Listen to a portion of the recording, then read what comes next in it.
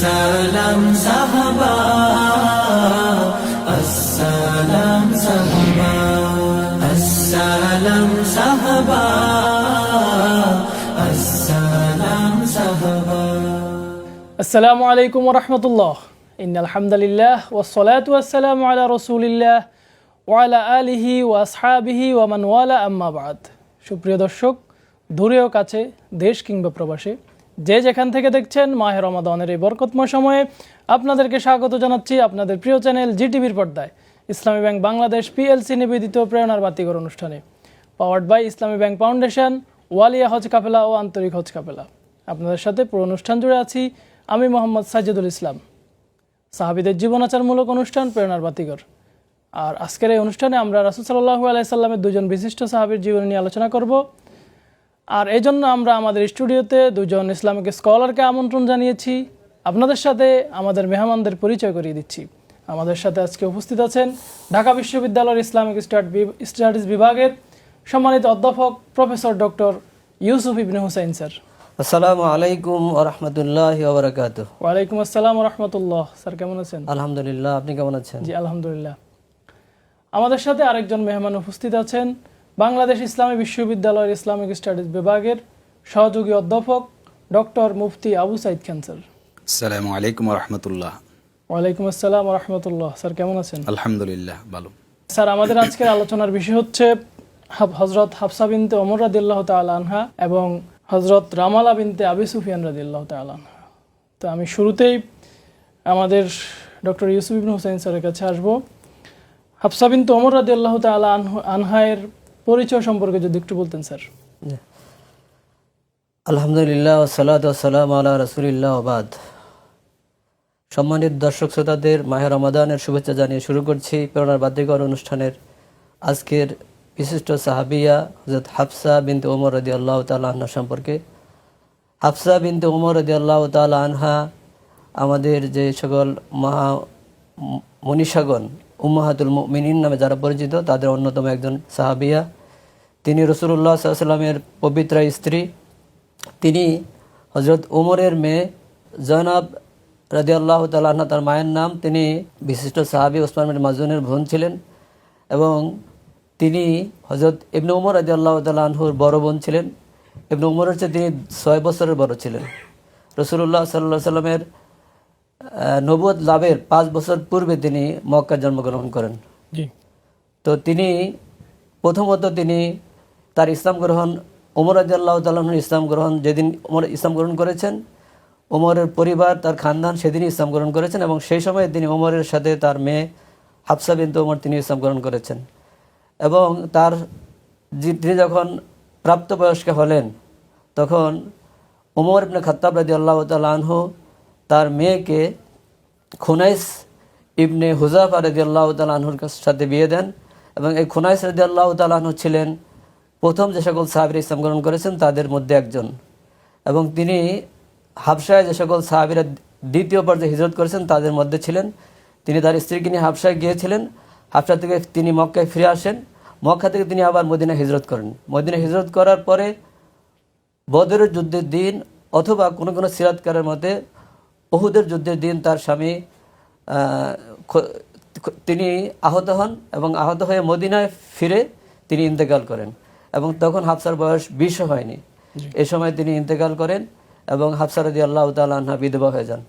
পরবর্তীতে তিনি যখন বিধবা হয়ে যান ঘটনাক্রমে সেই সময়েই হযরত রাসূলুল্লাহ সাল্লাল্লাহু আলাইহি ওয়াসাল্লামের মেয়ে এবং ওসমান রাদিয়াল্লাহু তাআলা আনহুর স্ত্রী রুকাইয়া রাদিয়াল্লাহু তাআলা আনহা ইন্তেকাল করেন। রুকাইয়া রাদিয়াল্লাহু তাআলা আনহা ইন্তেকাল করার পরে ওমর রাদিয়াল্লাহু তাআলা তার মেয়েকে ওসমানের সাথে বিয়ে দেওয়ার জন্য ওসমানের বাসায় যান এবং ওসমানকে প্রস্তাব করেন যে আমার মেয়েকে আমি আপনার সাথে বিয়ে দিতে চাই। ওসমান বলেন যে আমি আপনাকে কিছুদিন পরে জানাবো। এরপরে তিনি জানিয়ে দিলেন যে সরি, আমি আপনার মেয়েকে বিয়ে করব না। এরপর তিনি আবু বকর রাদিয়াল্লাহু তাআলার কাছে যে বলেন যে আমি আপনার কাছে আমার মেয়ে বিয়ে দিতে চাই। আবু বকর কোনো কথা বলেন না, চুপচাপ থাকেন। তখন আবু বকরের সাথে এবং ওসমানের সাথে নিজের মেয়েকে অ্যাপ্রোচ করে তিনি যখন কোনো ভালো সংবাদ পেলেন না তখন তিনি মনে অনেক কষ্ট পেলেন এবং তিনি রাসূল সাল্লাল্লাহু আলাইহি ওয়াসাল্লামের কাছে গেলেন, যে বললেন যে আমি আমার মেয়েকে হাফসাকে এভাবে ওসমানের কাছে প্রস্তাব দিয়েছে, সেও নাকচ করে দিয়েছে, আবু বকরের কাছে সেও নাকচ করে দিয়েছে। তো রাসূল সাল্লাল্লাহু আলাইহি ওয়াসাল্লাম বললেন যে ঠিক আছে, তুমি এমন এমন লোকের কাছে তোমার মেয়ে বিয়ে দিবে যে ওসমানের চেয়েও শ্রেষ্ঠ, জি এবং এমন লোক তোমার মেয়ের হাজবেন্ড হবে যে তোমার ওমরের আবু বকরের চেয়ে শ্রেষ্ঠ, এবং আমার মেয়েকে আমি এমন একজনের কাছে বিয়ে দিব যে ওসমানের চেয়ে ভালো শ্বশুর পাবে। এই কথা বলে তিনি বোঝাতে চাইলেন যে আমি তোমার মেয়ে হাফসাকে আমার সাথে বিয়ে দিয়ে দাও, এবং আমি আমার মেয়ে রসুলের দ্বিতীয় মেয়ে উম্মে কুলসুম তাকে তিনি ওসমান রাদিয়াল্লাহু তাআলার সাথে বিয়ে দিয়ে দিলেন। এভাবে তিনি রসুল সাল্লামের পরিবারের সদস্য হিসাবে গণ্য হয়ে গেলেন হাফসা রাদিয়াল্লাহু তাআলা আনহা। স্যার আমরা আবার আপনার কাছে আসবো, আপনাকে ধন্যবাদ। আমরা এখন আসবো ডক্টর মুফতি আবু সাইদ খান স্যারের নিকট। স্যার আমরা রামালা বিনতে আবু সুফিয়ান অর্থাৎ যাকে উম্মে হাবিবা নামে যিনি পরিচিত, ওনার পরিচয় এবং ইসলাম গ্রহণ এবং হিজরত এ সম্পর্কে যদি একটু বলতেন স্যার বিস্তারিত। বিসমিল্লাহ, আলহামদুলিল্লাহ, ওয়াসসালাতু ওয়াসসালামু আলা রাসূলিল্লাহ ওয়া বা'দ। আল্লাহ রসুল সাল্লাল্লাহু আলাইহি ওয়াসাল্লামের স্ত্রী উম্মাহাতুল মুমিনিনদের অন্যতম একজন হচ্ছেন উম্মু হাবিবা রামালা বিনতে আবি সুফিয়ান রাদিয়াল্লাহু তাআলা আনহা। আল্লাহ রসুল সাল্লাল্লাহু আলাইহি ওয়াসাল্লামের স্ত্রীদের মধ্যে ইমাম আয-যাহাবী রাহিমাহুল্লাহ বলেন যে রসুলের সাথে সবচেয়ে বংশগত দিক থেকে বেশি নৈকট্য যার ছিল, খুবই কাছের লোক ছিলেন, এরকম একজন হচ্ছেন হযরত উম্মে হাবিবা রাদিয়াল্লাহু তাআলা আনহা। তার নাম ছিল মূলত রামালা। রাসূলুল্লাহ সাল্লাল্লাহু আলাইহি ওয়াসাল্লামের নবুয়ত প্রাপ্তির সময়ে তার বয়স ছিল 16 বা 17 বছর। এরপরে তিনি ইসলাম গ্রহণ করেন। তাকে আবু সুফিয়ান বিয়ে দেন তৎকালীন জামানায় উবাইদুল্লাহ বিন জাহাশ নামে একজন ব্যক্তির কাছে। তো তার হাজব্যান্ড সহ তিনি হাবশাতে হিজরত করেন, ইথিওপিয়াতে হিজরত করেন। তো সেখানে ঐতিহাসিকদের বর্ণনা অনুযায়ী দুটো বর্ণনাই আছে অবশ্য, তবে অধিকাংশ ঐতিহাসিকগণ বর্ণনা করেছেন যে উবাইদুল্লাহ বিন জাহাশ সে ইসলাম ত্যাগ করে পরবর্তীতে খ্রিস্টান ধর্ম গ্রহণ করেন এবং ওখানে মারা যান। পরে উম্মু হাবিবা রাদিয়াল্লাহু তাআলা আনহা তিনি তখন রামালা নামেই পরিচিত। তো সেখানে অথবা ওখান থেকে মদিনায় হিজরত করার পরে দুটি বর্ণনায় আছে তার একটি কন্যা সন্তান জন্মগ্রহণ করে যার নাম রাখা হয় হাবিবা। তো ফলে তাকে এখন উম্মু হাবিবা নাম দেওয়া হয়, যে হাবিবার মাতা। তো পরবর্তীতে তিনি উম্মু হাবিবা নামেই সবচেয়ে বেশি পরিচিত হন। তো রাসূলুল্লাহ সাল্লাল্লাহু আলাইহি ওয়াসাল্লাম ওখানে থাকা অবস্থায় তার জন্য বিবাহের প্রস্তাব পাঠান। এরপর তিনি মদিনায় হিজরত করে চলে আসেন। এরপরে অনেক দিন তিনি বেঁচে ছিলেন, প্রায় 44 হিজরির দিকে মুআবিয়া রাদিয়াল্লাহু তাআলা আনহু তার আপন ভাই তিনি যখন খলিফা থাকেন তখন তিনি মদিনায় ইন্তেকাল করেন। কোনো কোনো বর্ণনা আছে তিনি মুআবিয়া রাদিয়াল্লাহু তাআলার সাথে দেখা করার জন্য দামেস্কে যান, সিরিয়ার রাজধানী বর্তমানে, ওখানে ইন্তেকাল করেন। তবে অধিকাংশ বর্ণনা ঐতিহাসিকের বর্ণনা অনুযায়ী তিনি মদিনাতে ইন্তেকাল করেন। হাদিসের ক্ষেত্রে তিনি প্রায় 65টি হাদিস বর্ণনা করেছেন। তার থেকে মুআবিয়া ইবনে আবি সুফিয়ান রাদিয়াল্লাহু তাআলা আনহু সহ তাবিঈদের অনেকে হাদিস বর্ণনা করেছেন। তিনি খুব জ্ঞানী রাসূলুল্লাহ সাল্লাল্লাহু আলাইহি ওয়াসাল্লামের স্ত্রীদের মধ্যে অন্যতম একজন ছিলেন এবং জান্নাতুল বাকি বা বাকিউল গারকাত যেটাকে বলা হয় মদিনার গোরস্থান, সেখানে তাকে দাফন করা হয়। স্যার ধন্যবাদ। আমরা আবারও আসবো আপনার কাছে। আমরা আসবো প্রফেসর ডক্টর ইউসুফ ইবনে হুসাইন স্যারের নিকট। আমরা শুনছিলাম আপনার নিকট থেকে হাফসা বিনতে ওমর রাদিয়াল্লাহু তাআলা আনহার জীবনী। তো শিক্ষা জগতে ওনার অনেক বিচরণ ছিল আমরা জানি। তো শিক্ষা জগতে ওনার যে বিচরণ ছিল এ সম্পর্কে যদি একটু বলতেন স্যার। জি, আপনাকে ধন্যবাদ। আমি আগের ঘটনার একটু দর্শকদের জন্য বলতে চাচ্ছি যে উমর রাদিয়াল্লাহু তাআলা আনহু যখন তার মেয়েকে আবু বকর এবং উসমানের কাছে প্রস্তাব দিয়েছিলেন এবং যখন রাসূল সাল্লাল্লাহু আলাইহি হাফসাকে বিয়ে করলেন 400 দিরহামের মহারণার বিনিময়ে, তখন বিয়ে সম্পন্ন হয়ে যাওয়ার পর আবু বকর এসে বলছেন এবং ওসমান এসে বলছেন যে আমরা একদিন রাসূলকে আপনার মেয়ে নিয়ে আলোচনা করতে শুনেছি, এই জন্য আমরা ভেবেছি যে রাসূলুল্লাহ সাল্লাল্লাহু আলাইহি ওয়াসাল্লাম আপনার মেয়েকে বিয়ে করবেন। আমরা বিষয়টা নিশ্চিত ছিলাম না, এই জন্য আপনাকেও বলিনি, আর আপনি আমাদেরকে প্রস্তাব দিয়েছেন এই জন্য আমরা প্রস্তাবটা রাখতে পারিনি। তখন উমরের মনোকষ্ট দূর হয় যে তারা আরো বেটার অপশনের জন্য তারা রিগ্রেট করেছিলেন, তারা রিজেক্ট করেছিলেন। আসলে তাদের এভাবে উমরকে কষ্ট দেওয়ার উদ্দেশ্য ছিল না। যাই হোক, এই হাফসা বিনতে ওমর রাদিয়াল্লাহু তাআলা আনহা তিনি নবী পরিবারে তিনি ছিলেন। তার আবু বকরের মতো বাবার মেয়ে, তিনি আবু বকরের মতো মহাপণ্ডিতের, তিনি যদি স্কুলে বা কোনো বিদ্যাপীঠে যাননি, লেখাপড়া করেনি, কিন্তু আবু বকরের পরিবার থেকে তিনি শিখেছেন। এবং তার স্বামী ছিল মহানবী সাল্লাল্লাহু আলাইহি সাল্লাম, সেই নবী থেকে ছিলেন, যিনি বলছেন যে বয়স্তু মুআল্লিমান, তিনি জগতের সর্বশ্রেষ্ঠ শিক্ষক ছিলেন। তো এই কারণে তার শিক্ষা দীক্ষা অনেক উচ্চ মার্গের ছিল এবং তিনি রাসূল সাল্লাল্লাহু নিজেই শিফা নামে একজন মহিলাকে দিয়ে তার দায়িত্ব দিয়েছেন তাকে লেখা শেখানোর জন্য। তার কাছে তিনি লেখা শিখেছেন এবং শিফা জাহিলি যুগে ঝাড়ফুঁক জানতেন, দোয়া করতেন। এবং একদিন তিনি রসুলের কাছে বলছেন যে আমি এই দোয়াটা জাহিলি যুগে করতাম। রসুল বলছেন ঠিক আছে, এটা ঠিক আছে, তুমি এটা হাফসাকে শিখিয়ে দাও। তখন শিফা হাফসাকে দোয়া শিখিয়ে দিয়েছেন এবং হাফসা রাদিয়াল্লাহু তাআলা আনহা তিনি 60টি হাদিস বর্ণনা করেছেন। এর মধ্যে 4টে হাদিস মুত্তাফাক আলাইহি এবং 6টি হাদিস ইমাম বুখারী এককভাবে তার 6টি হাদিস বর্ণনা করেছেন। তো এই জ্ঞান বিজ্ঞানের জগতে এবং তাদের পারিবারিকভাবে তিনি এত শিক্ষিত ছিলেন। রাসূলুল্লাহ সাল্লাল্লাহু আলাইহি ওয়াসাল্লাম একদিন বললেন যে আমার মনে হয় যে যারা বদরের যুদ্ধে অ্যাটেন্ড করেছে এবং যারা হুদাইবিয়া অ্যাটেন্ড করেছে, যোগদান করেছে, তারা জাহান্নামে যাবে না।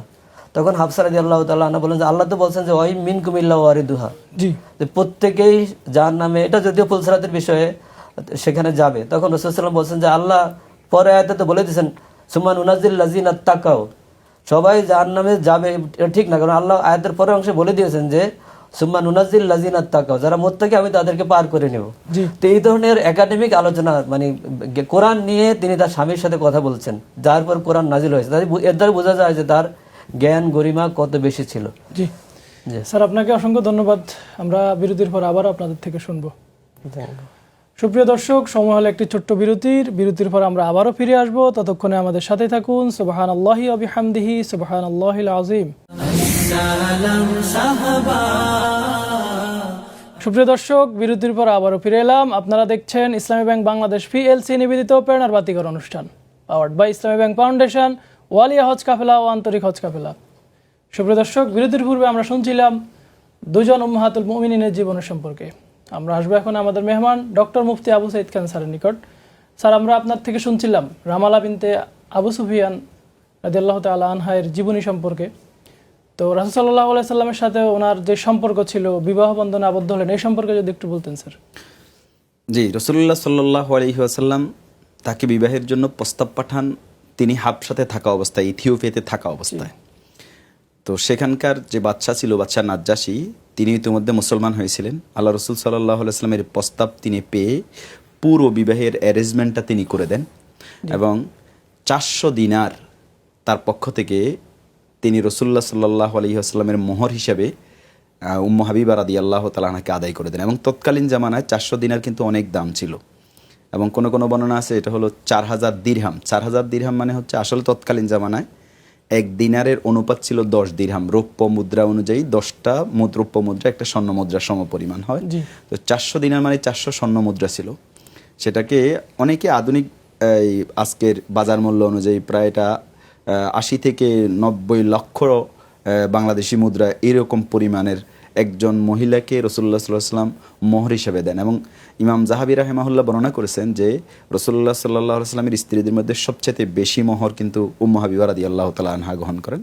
তো বাদশাহ নাজ্জাশী পুরো ব্যবস্থাপনা করে দিয়ে তিনি সুরাবিল নামক একজন ব্যক্তি, তার রাষ্ট্রীয় ব্যবস্থাপনায় তিনি তাকে মদিনায় পাঠিয়ে দেন। রাসূলুল্লাহ সাল্লাল্লাহু আলাইহি ওয়াসাল্লাম তাকে স্ত্রী হিসেবে গ্রহণ করেন এবং রাসূলুল্লাহ সাল্লাল্লাহু আলাইহি ওয়াসাল্লামের সাথে তার এত হৃদ্যতা ছিল যে একদিকে রাসূলুল্লাহ সাল্লাল্লাহু আলাইহি ওয়াসাল্লাম তার স্বামী, তিনি মুসলিম, অথচ তার বাবা আবু সুফিয়ান তখনও কিন্তু ইসলামের বিপক্ষে এবং তিনি তখনও ইসলাম গ্রহণ করেননি।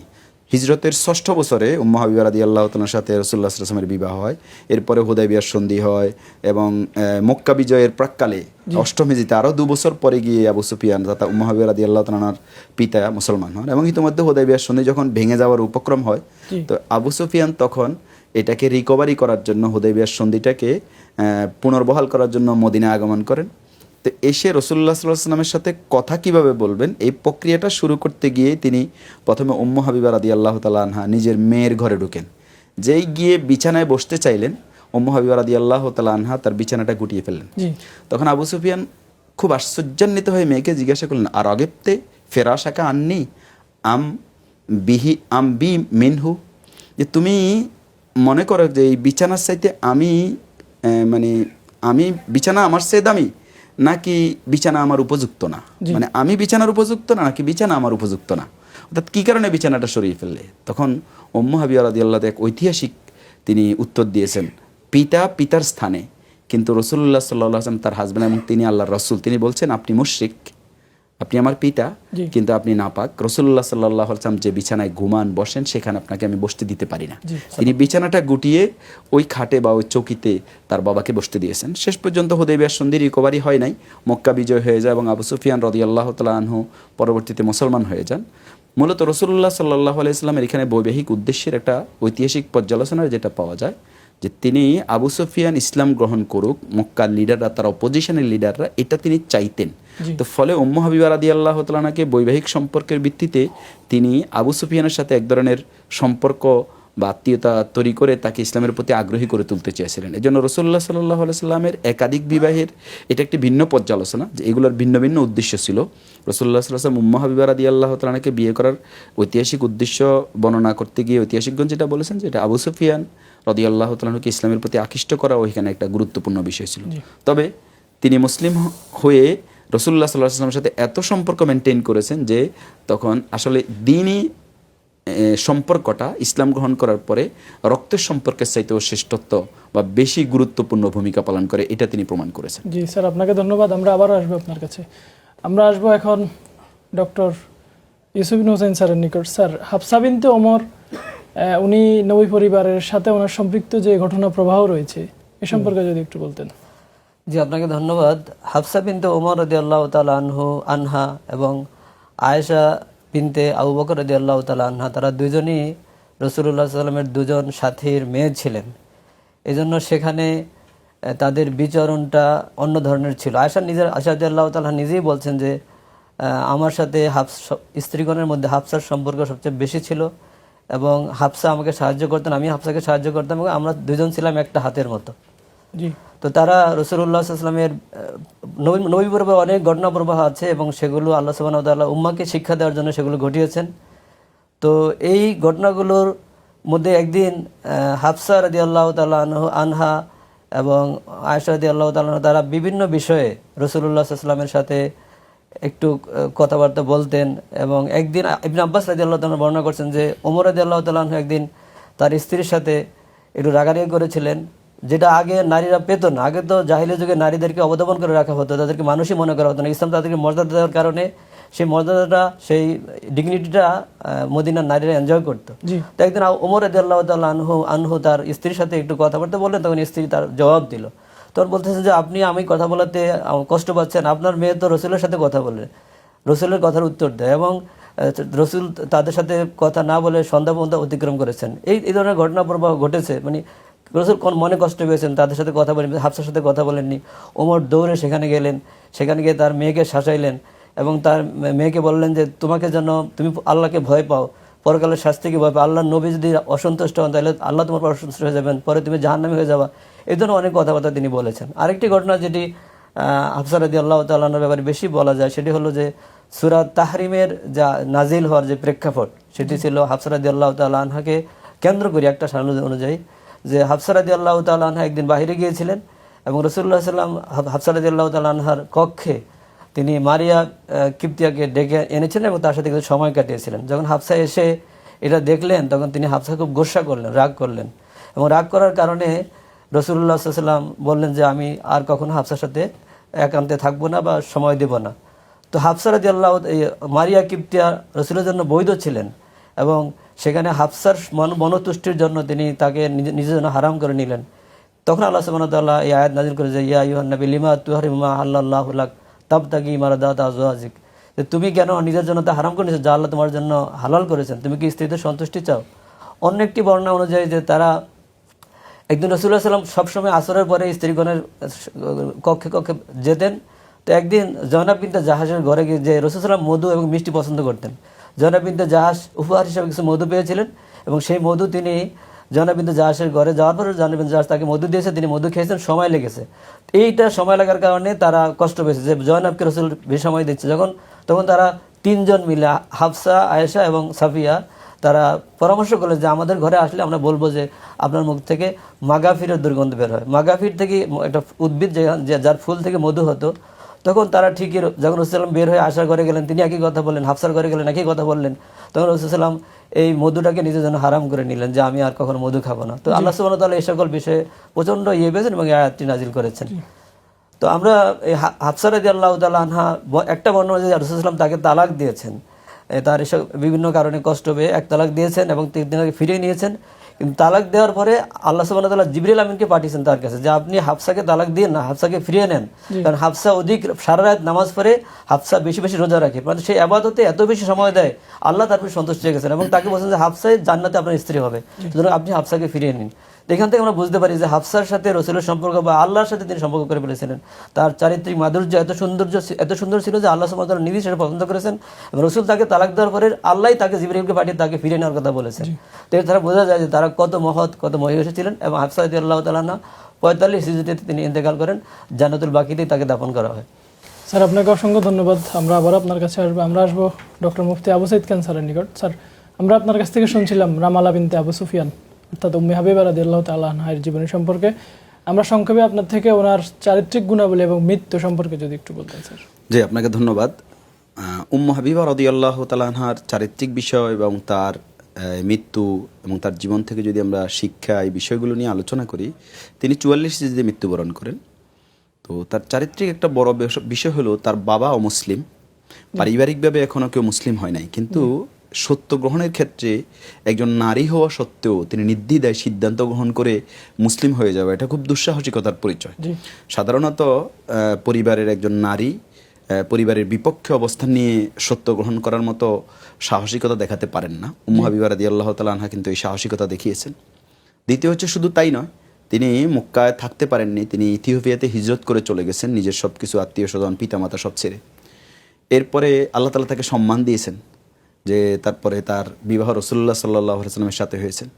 এবং রাসূলুল্লাহ সাল্লাল্লাহু আলাইহি ওয়াসাল্লামের সাথে বিবাহ হওয়ার পরে এখান থেকে আমরা যে শিক্ষাটা পাই, তিনি আল্লাহ রাসূল সাল্লাল্লাহু আলাইহি ওয়াসাল্লামকে এত বেশি ভালোবাসতেন, শুধু হাজব্যান্ড হিসেবে নয়, সেখানে দ্বীনি দিক থেকে রাসূলুল্লাহ সাল্লাল্লাহু আলাইহি ওয়াসাল্লামকে সবচেয়ে বেশি ভালোবাসলে কোনো ব্যক্তি পরিপূর্ণ ঈমানদার হতে পারে না।